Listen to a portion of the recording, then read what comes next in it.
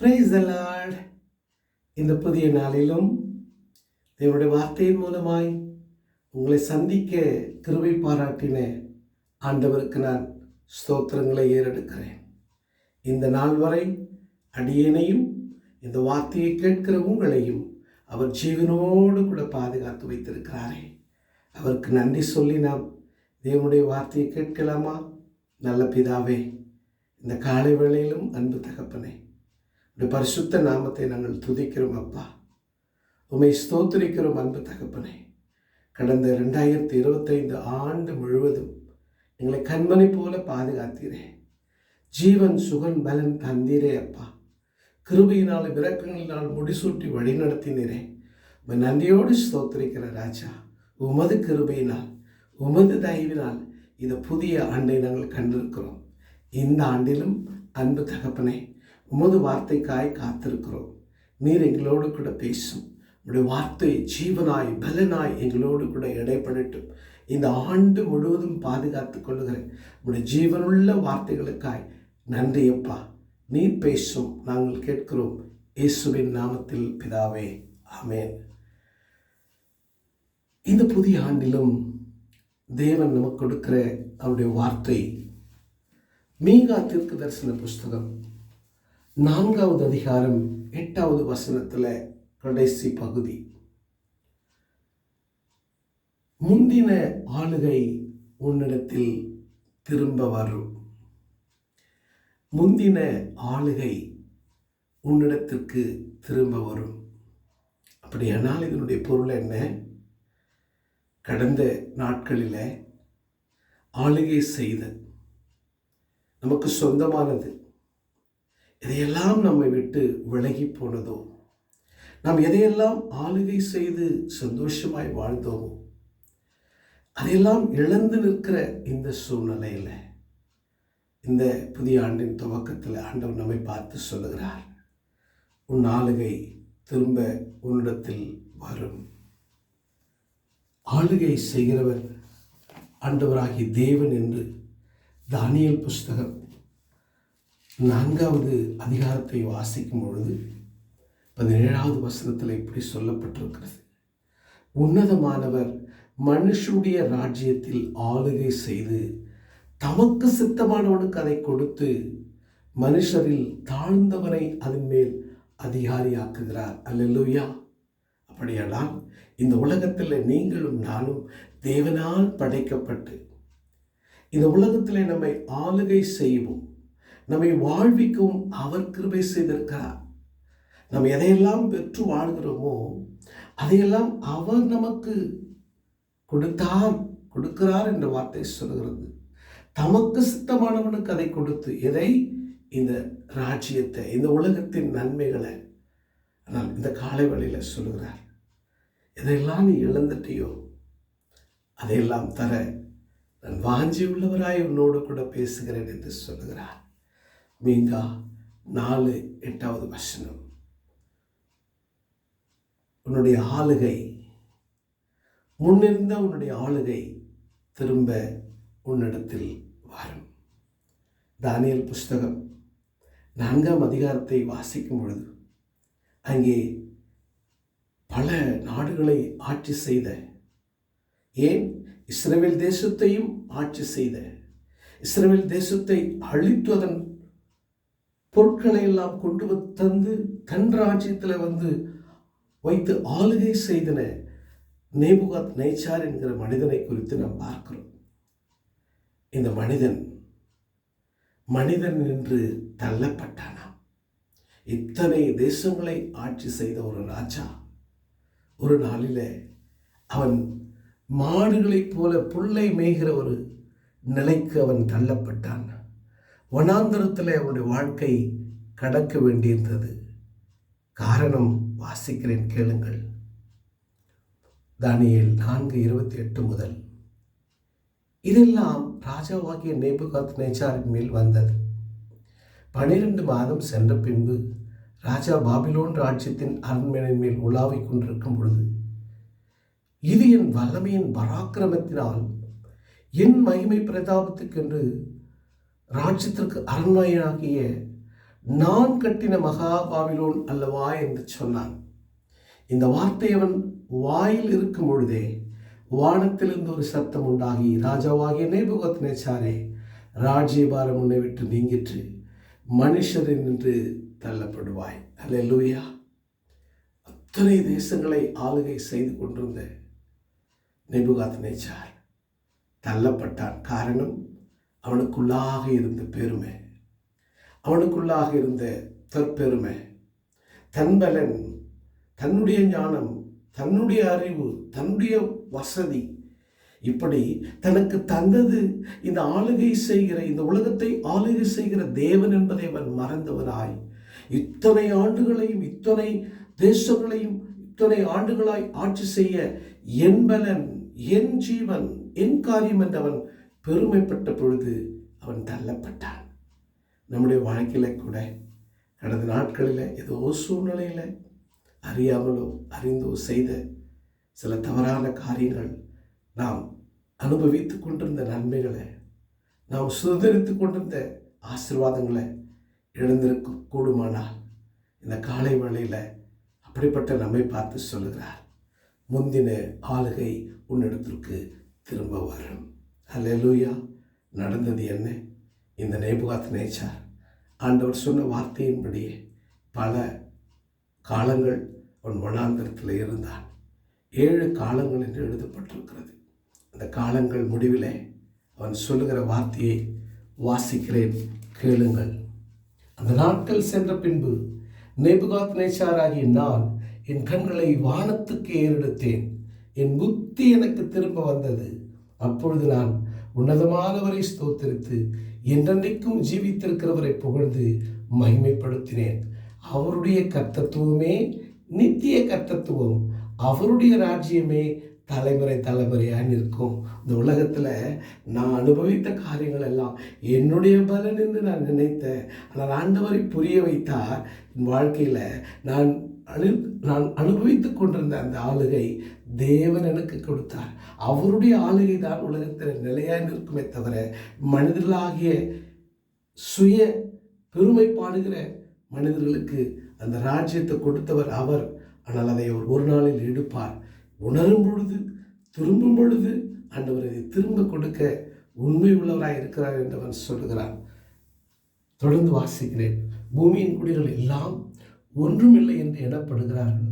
அவர் தமது சித்தத்தின்படியே வானத்தின் சேனையையும் பூமியின் குடிகளையும் நடத்துகிறார். அல்லேலூயா. இந்த உலகத்தில் நீங்கள் நானும் ஒவ்வொரு ஆண்டும் கடந்து வந்து கொண்டிருக்கிறோமா? அது கர்த்தரால் உண்டான ஆசீர்வாதம். நம்முடைய பலத்தினாலோ நம்முடைய ஞானத்தினாலோ அல்ல. அழகாய் அந்த வார்த்தை சொல்லுகிறது பாருங்கள். அவர் தமது சுத்தத்தின்படியே வானத்தின் சேனையையும் பூமியின் குடிகளையும் நடத்துகிறார். அவருடைய கை தடுத்து அவரை நோக்கி என்ன செய்கிறது என்று சொல்லத்தக்கவன் ஒருவரும் இல்லை என்றார். அவருடைய நிலைமை ஆமென். அவன் பட்ட பாடுகளின் போது அவன் உணர்ந்து ஆண்டவரை மகிமைப்படுத்துகிறான். தொடர்ந்து வேத வசனம் சொல்லுகிறது, அவ்வேளையில் இப்படி கர்த்தரை குறித்த உண்மையான புரிதலை இந்த நேபுகாத்நேச்சார் பெற்ற பொழுது ஆண்டவர் அவனுடைய வாழ்க்கையில் அவன் இழந்த அந்த ஆளுகையை, அவன் எதையெல்லாம் இதற்கு முன்பு அனுபவித்து இழந்து போனாலோ அதை திரும்ப கொடுக்கிறாராம். வேதவசனம் சொல்லுகிறது, வாசிக்கிறேன் கேளுங்கள். அவ்வேளையில் என் புத்தி எனக்கு திரும்ப வந்தது. என்ன புத்தி? இது நாள் வரை அவனுக்கு இருந்த புத்தி, இந்த ராஜ்யத்தின் வல்லமையெல்லாம் என்னுடைய பலன், என்னுடைய ஞானம், என்னுடைய அறிவு, என்னுடைய சொத்து. அவன் இப்போ சொல்கிறான், இதெல்லாம் கடவுள் கொடுத்தது. அல்லேலூயா. இந்த அறிவு அவனுக்கு வந்ததாம். அவன் தொடர்ந்து சொல்லுகிறது, என் ராஜ்ய பாரத்தின் மேன்மைக்காக என் மகிமையும் என் முகக்கலையும் எனக்கு திரும்ப வந்தது. பல ஆண்டுகளாய் மாடுகளைப் போல மேய்க்கிற ஒரு மனிதனாக இருந்தான், புல்லை மேய்கிற ஒரு மனிதனாக இருந்தான். முகமெல்லாம் முடி வளர்ந்தது, நகங்களெல்லாம் கழுகை போல வளர்ந்தது என்று வேதம் சொல்லுகிறது. ஆனால் அவைகளெல்லாம் அவனை விட்டு விலகி திரும்பவுமாய் மனித கிருபையை, மனித முகத்தை, மனித அந்த அழகை அவன் பெற்றுக்கொண்டான். என்னை கேட்டுக்கொண்டிருக்கிறமையானவர்களுடைய பிள்ளைகளை, எதெல்லாம் நீங்கள் இழந்தீங்களோ ஆமென், இந்த ஆண்டில் அவைகளெல்லாம் திரும்ப ஆசீர்வாதமாய் தேவன் கொடுக்க விரும்புகிறார். ஆகவே தான் இந்த காலை வேளையில் நம்மை பார்த்து சொல்லுகிறார், முந்தின ஆளுகை உன்னிடத்திற்கு திரும்ப வரும். நேபுகாத்நேச்சாருக்கு என்னென்ன வந்தது? அவனுடைய புத்தி அவனுக்கு திரும்ப வந்தது. அவனுடைய ராஜ்ய மேன்மைக்காக மகிமையும் முகக்களையும் எனக்கு திரும்ப வந்தது. என் மந்திரிமார்களும் என் பிரபுக்களும் என்னை தேடி வந்தாங்க. ஐயோ, இவர் இப்படிட்டாயிரேன்னு சொல்லி எல்லாரும் அவனை தள்ளிட்டாங்க. இப்போ எல்லாரும் அவனை தேடி வந்தாங்க. உங்களை வெறுத்தவங்க, உங்களை வேணான்னு ஒதுக்குனவங்க, உங்களை புறந்தள்ளினவங்க இந்த ஆண்டில் உங்களை தேடி வருவாங்க. ஹல்லேலூயா. ஆண்டவருடைய வார்த்தை பொய் சொல்லாது பிரியமானவர்களே. ஆண்டவர் ஜீவன் உள்ளவர், அவருடைய வார்த்தை வல்லமை உள்ளது. எதையெல்லாம் இழந்தீங்களோ அதை தேவன் கொடுக்க போகிறார். யாரெல்லாம் உங்களை வெறுத்து ஒதுக்கினாங்களோ அவங்க உங்களை நேசிக்கிறவங்களா தேடி வருவாங்க. ஹல்லேலூயா. என் மந்திரிமாரும் என் பிரபுக்களும் என்னை தேடி வந்தார்கள். என் ராஜ்யத்தில் நான் ஸ்திரப்படுத்தப்பட்ட. ஹல்லேலூயா. எல்லாவற்றையும் நிலையாய் பெற்றுக்கொண்டா. ஆம்பரிமானவர்களே, இந்த ஆண்டில் கர்த்தர் நிலையான ஆசீர்வாதங்களை, நிலைத்திருக்கிற நன்மைகளை, அழியாத ஆசீர்வாதங்களை கர்த்தர் உங்களுக்கு அவர் திரும்ப தரப்போகிறார். ஹல்லேலூயா. அதிக மகத்துவமும் எனக்கு கிடைத்தது. ஆமேன்.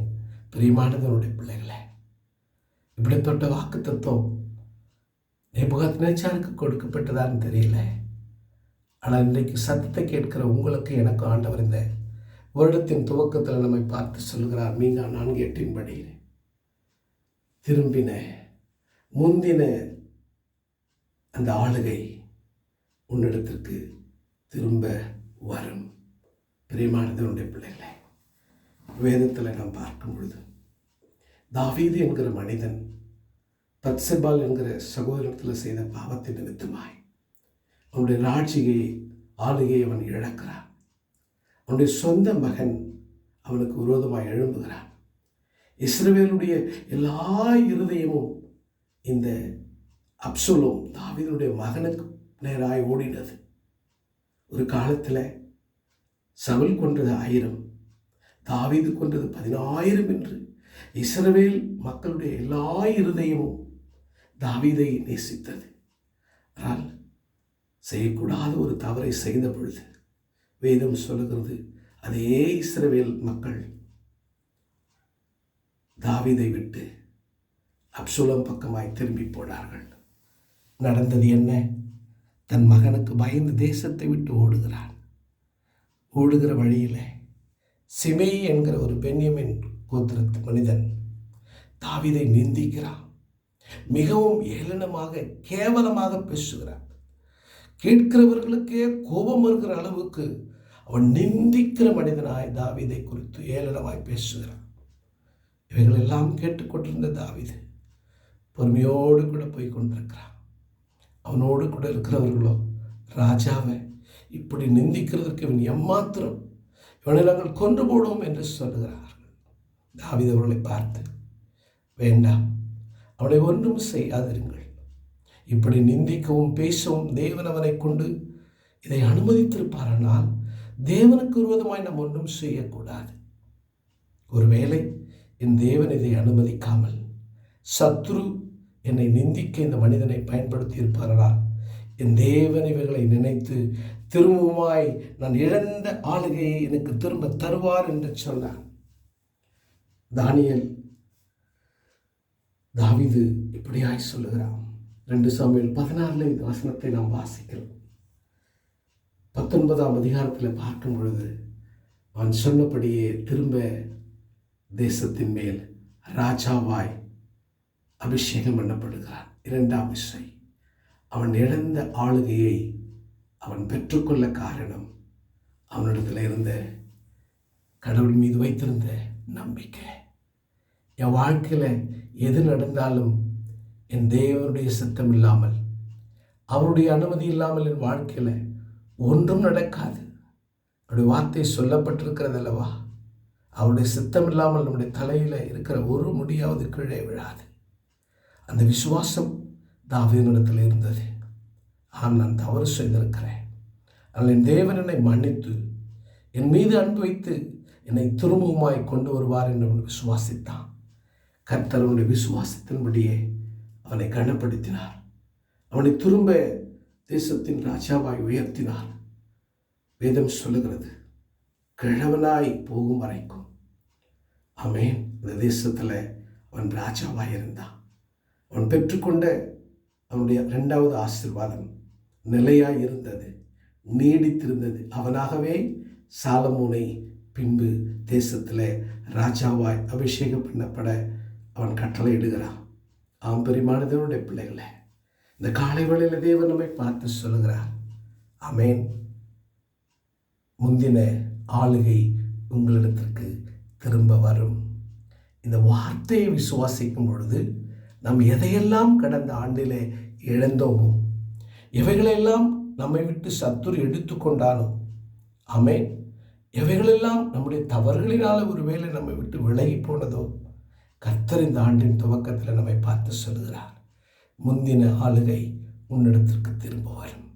இழந்தவைகளை நான் திரும்ப தருவேன், அவைகளை நிலைத்திருக்க செய்வேன். ஹல்லேலூயா.